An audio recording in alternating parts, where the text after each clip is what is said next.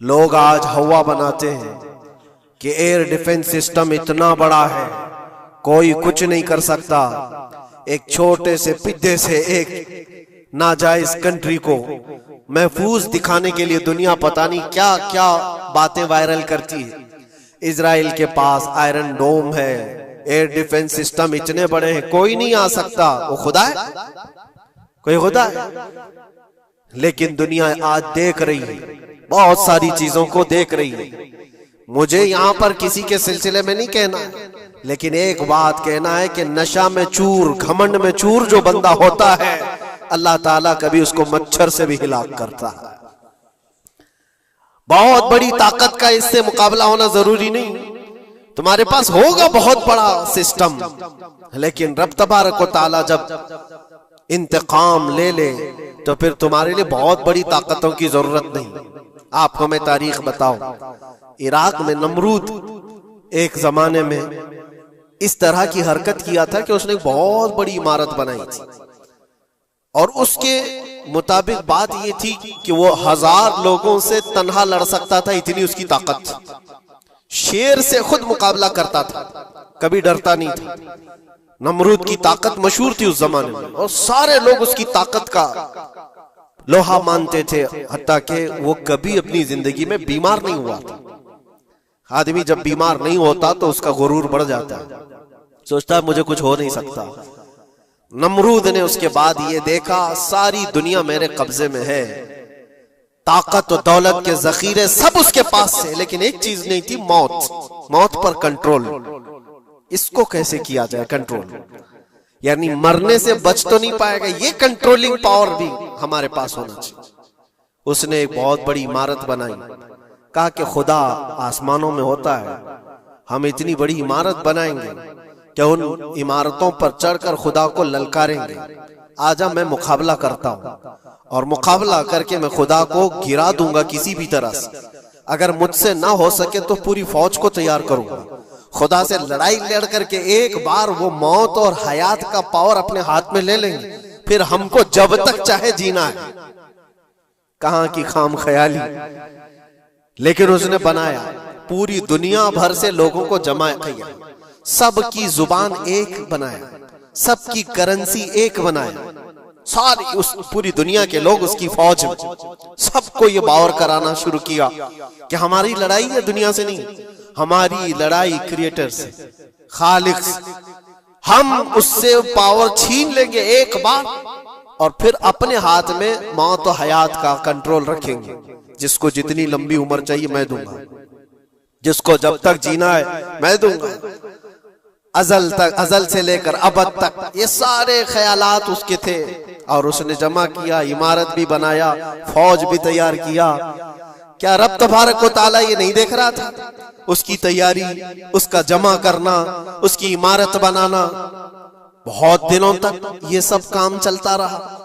रब तबारक व तआला किसी से गाफिल नहीं, दिलों में गुजरने वाले हालात से भी बेखबर नहीं, लेकिन बंदे को रब तबारक व तआला ढील देता है। कुरान में रब ताला फरमाता है, वला यहसबन्नल्लज़ीना कफरू अन्नमा नुमली लहुम खैरुल लिअन्फुसिहिम इन्नमा नुमली लहुम लियज़दादू इस्मा। काफिर जो उनको ढील मिली है, ये न समझें कि हमने जो उनको छोड़ रखा है उनके लिए बेहतर है, बल्कि इसलिए हम छोड़ रखे हैं कि वो और ज्यादा करें, और ज्यादा करें। लियज़दादू इस्मा वलहुम अज़ाबुम मुहीन, फिर हम जिल्लत वाला अजाब उन्हें देने वाले हैं। ये मत समझ लो कि रब तबारक व तआला इन सब चीजों से बेखबर है।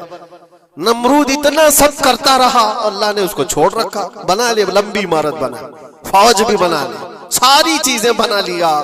मुकाबले के लिए उसने दिन भी तय कर लिया। उसके बाद उसको खुदा से लड़ाई लड़नी थी, कहां खुदा तक पहुंचने की बात। लेकिन बंदा जब गुरूर और तकब्बुर में आता है तो वहां तक भी सोचता है।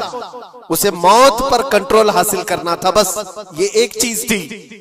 फिर जब वो दिन आया, किताबों में मिलता है अल्लाह तबारक व तआला ने फरिश्ते, उसकी जो तादाद है उसका किसी को इल्म नहीं। बारिश के जितने कतरात गिरते हैं ना, एक एक फरिश्ता बूंद लाकर रखता है। अब आप अंदाजा कर सकते हैं फरिश्तों की तादाद कितनी हो सकती। उसमें जो बड़े फरिश्ते हैं वो जिब्राइल, मीकाईल, इसराफील और इज़राइल अलैहिमुस्सलाम, जो सरदार मलाइका हैं, फरिश्ते हैं, उनके अपने अपने काम हैं, बहुत पावरफुल फरिश्ते हैं। इनकी बात नहीं कर रहा, किसी एक आम फरिश्ते को रब तबारक व तआला ने बुलाया और फरमाया जाओ जमीन पर हमारे एक बंदे ने हमसे लड़ाई का इरादा कर लिया है, उसकी ताकत और कुव्वत और उसकी जमा शुदा सारी चीजों को देख करके आओ। वो फरिश्ता जमीन पर आया, जिस जगह पर उसने ये सब जमा किया था, फरिश्ता उतरकर सिर्फ अपने पैर हिलाया था, पूरी इमारत भस्म हो गई। कुछ नहीं किया था, उसकी बनाई हुई इमारत भस्म हो गई। जितनी फौज जमा किया था सब कीड़े मकोड़ों की तरह मर गए और सबकी जुबानें मुख्तलिफ हो गई, कोई एक दूसरे को पहचान नहीं पा रहा। ये मिनटों की भी बात नहीं थी, सेकंडों की बात थी। फरिश्ता वापस चला गया, नमरूद का जवाल हो गया, खत्म हो गया। ये तारीख की एक बात है और ये रिवायत हम अपनी किताबों में नहीं रखते, ये रिवायत यहूदियों की किताबों से ही है। यहूदी इस बात को यकीन करते हैं और इसी वजह से इस बात पर वो दोबारा अमल करने के लिए फिर कोशिश में है। न्यू वर्ल्ड ऑर्डर जो कहा जाता है, पूरी दुनिया को इकट्ठा करना, एक करेंसी बनाना, एक लैंग्वेज पर लाना और सबको मिलाकर के एक ताकत हासिल करना, स्पेस पर जाना और फिर वही चीजें दोहरानी जा रही है दुनिया। वही चीज एक दोबारा बार ट्राई करना है, जिसके लिए आपको पता है ये छोटी सी कौम पूरी दुनिया पर कंट्रोल हासिल करने के कैसे कैसे ख्वाब देखती। अगर आप जाएं, इस्लाम दुश्मनी तो इनकी पुरानी है, लेकिन ये जो 50,000 लोगों का कत्ल है, ये सिर्फ और सिर्फ उनके अपने एक छोटे मकसद के लिए। हो सकता है बहुत सारी बातें हो, गजा पट्टी एक ही इलाका बचा हुआ है फिलिस्तीन का, बाकी सब तो ये कब्जा कर चुके 1947 के बाद, 48 के बाद। छोटा सा हिस्सा जो बाकी गजा पट्टी, जिसकी 20 लाख की आबादी, उस इलाके पर इतनी ज्यादा क्यों क्रूरता है, क्यों? बाकी सब जगह पर और भी दीगर जगह पर, यरूशलेम में, वेस्ट बैंक में, कई जगहों पर मुसलमान आबाद हैं। ये गजा के लिए क्यों इस कदर सख्तियां हैं? दुनिया को बताने के लिए तो ये एक आतंकवाद जमात है हमास, जिसका मुकाबला करने के लिए हम ये हमले कर रहे हैं, लेकिन आज तक ये दुनिया को बता नहीं सके कितने हमासियों को कत्ल किया, कितने हमास के लोग पकड़े गए, कितनों को मारा गया।